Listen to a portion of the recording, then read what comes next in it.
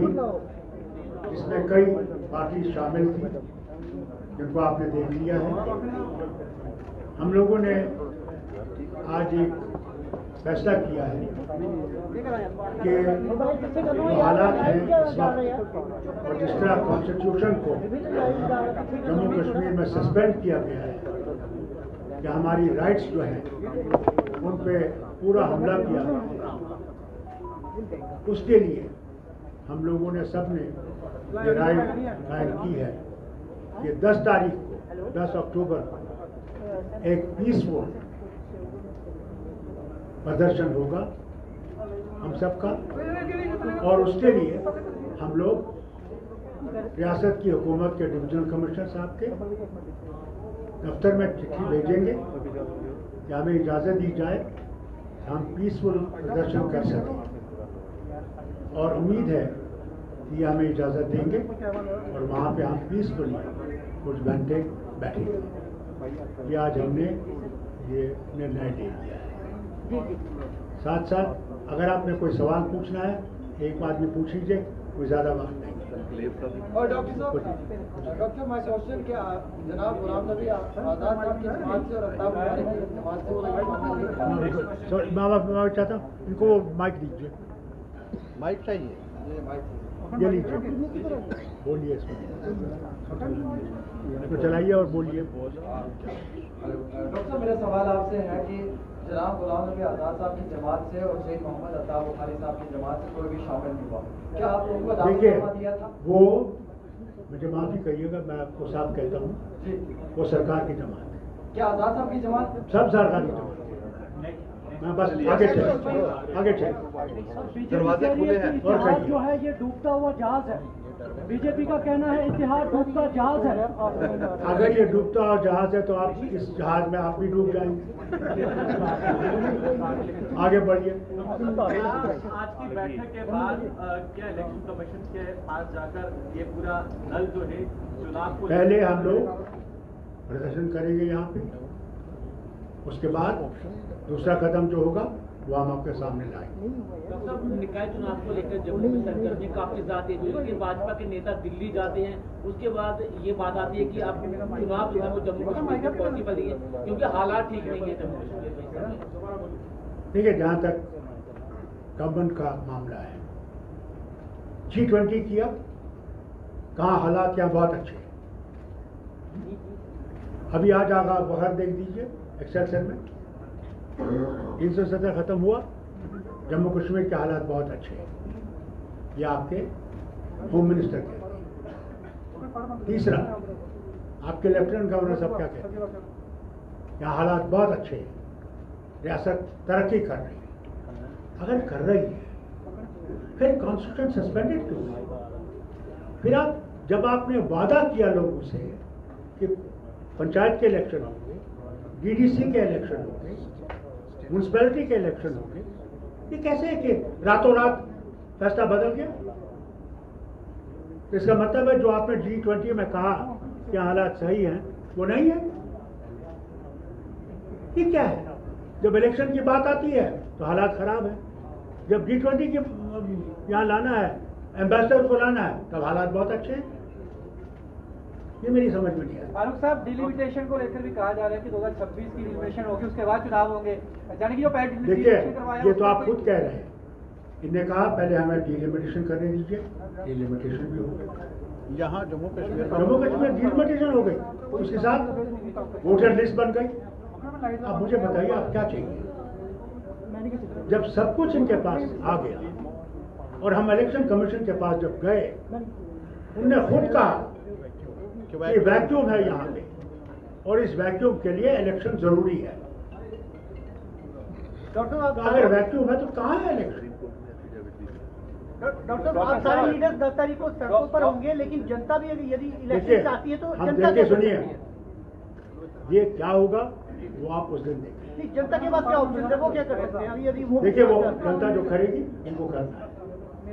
आपने कुछ जनता से निकाल, जब यहाँ पे जनता ने प्रदर्शन किया, 26 सड़कें बंद कर दिए गए, कैसे छूटे वो?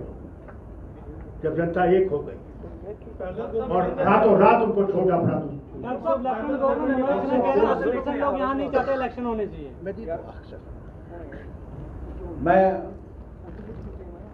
जैसा कि अभी डॉक्टर साहब ने कहा, मेहरबानी आप शहरी भी है जम्मू कश्मीर के, इस मुल्क के हमारी तरह,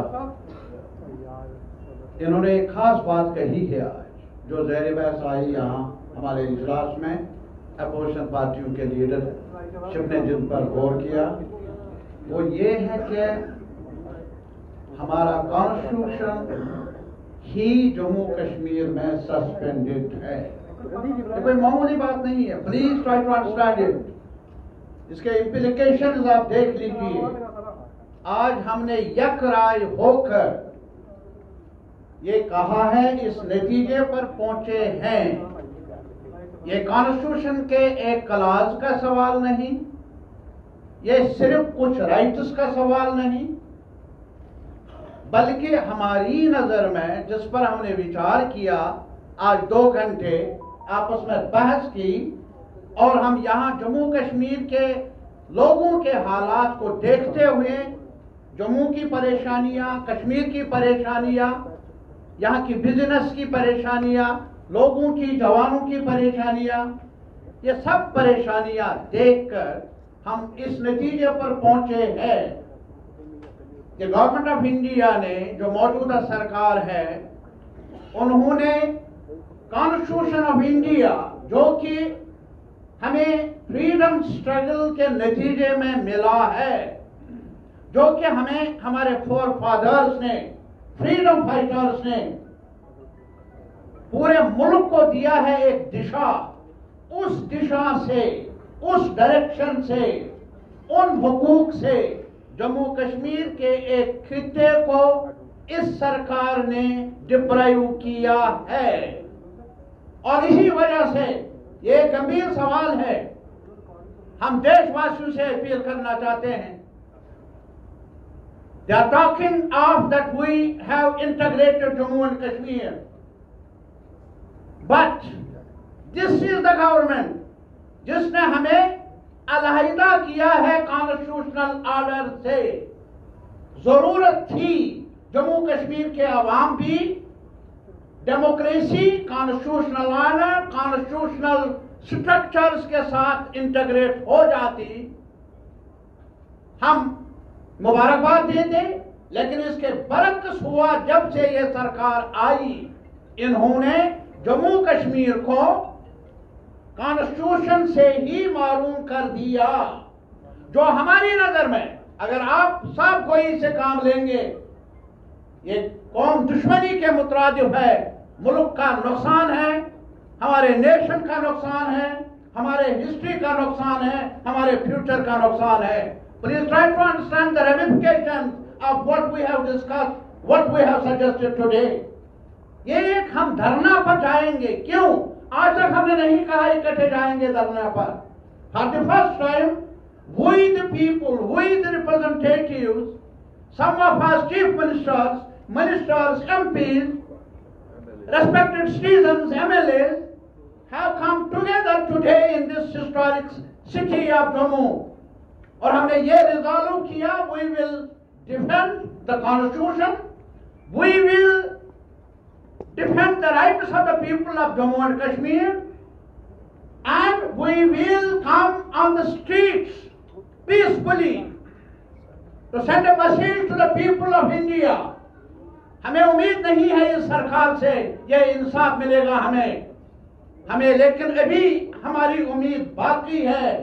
जो crore of people of India like you, like us, वो हमारे दर्द को समझेंगे, वो हमारे जम्मू कश्मीर के इस मुश्किल और नाजुक वक्त में हमारे राइट्स के साथ खड़े हो जाएंगे।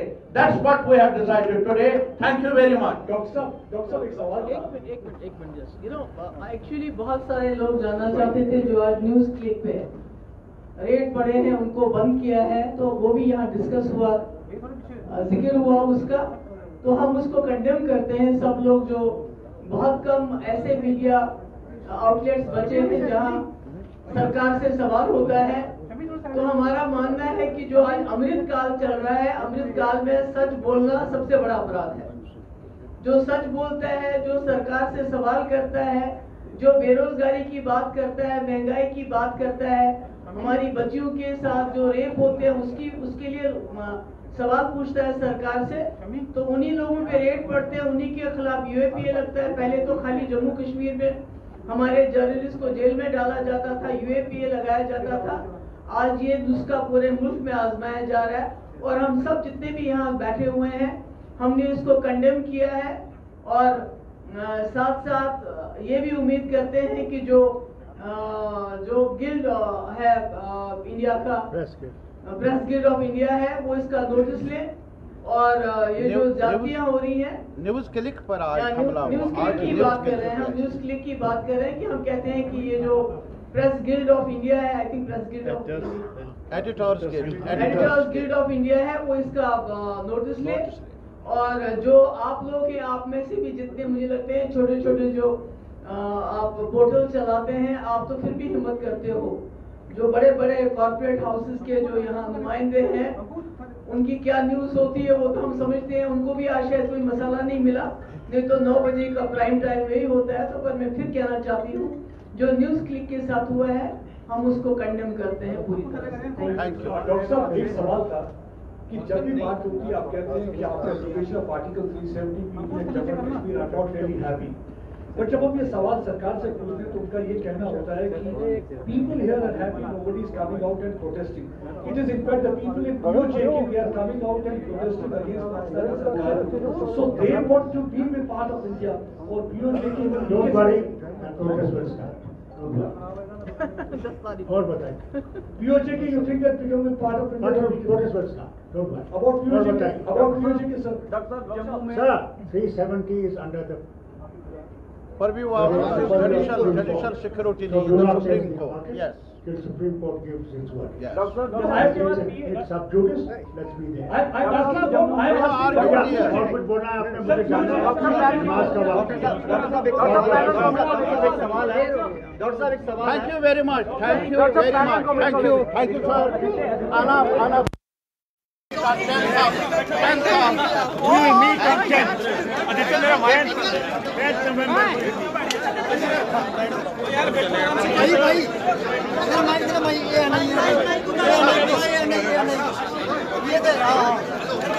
तार खींचो लाइव चलाना, बहुत तार खींचो आराम से। राजा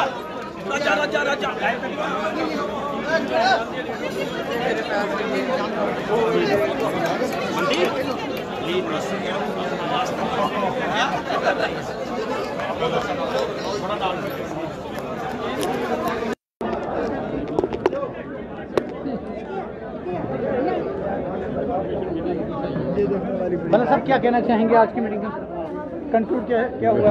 विपक्ष ने बड़ी बातों पे चर्चा यहाँ पे की, रियासत का दर्जा पूरी तौर पे वापस मिले, दबाव बनाएंगे। नेशनल पार्टी के जितने लोग हैं उनको भी यहाँ पे आमंत्रित किया जाएगा ताकि लोगों के जज्बात को सुने और हम मिलजुल के फैसला कर पाए ताकि जल्दी से जल्द रियासत का दर्जा मिल पाएगा। वो भी चाहते हैं कि चुनाव हो जल्द से जल्द। बिल्कुल, मैं समझता हूँ ये डिक्टेटरशिप है, तानाशाही के खिलाफ आवाज़ बुलंद करना सबका फर्ज है और सब लोग मिलजुल के इसकी आवाज़ को बुलंद करेंगे। बहुत शुक्रिया।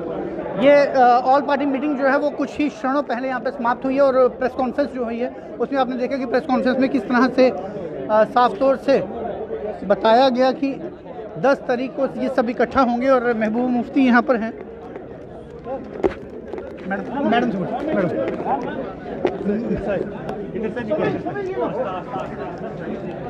मैम, आपको कई बार घर में बंद कर दिया जाता है तो क्या 10 तारीख को आपको बाहर निकलने दिया जाएगा? आपको लगता है? वो देखेंगे तब तो देखेंगे, क्योंकि महबूबा मुफ्ती को अक्सर जब कोई प्रदर्शन होता है तो उन्हें घर में बंद कर दिया जाता है, उनके बाहर जो है बैरिकेडिंग लगा दी जाती है। और हमारा सवाल यही था कि अगर इस 10 तारीख को भी उन्हें घर से क्या बाहर निकलने दिया जाएगा या नहीं, और उसको लेकर भी संशय उनको लगातार बरकरार है कि जैसे उन्हें हर बार कहीं जाने के लिए उनके घर के बाहर जो है वो सिक्योरिटी आयद कर दी जाती है, उन्हें बाहर नहीं जाने दिया जाता, तो क्या अब 10 तारीख को भी उन्हें बाहर जाने दिया जाएगा या नहीं? फिलहाल आप जुड़ रही है जमुना न्यूज़ के साथ।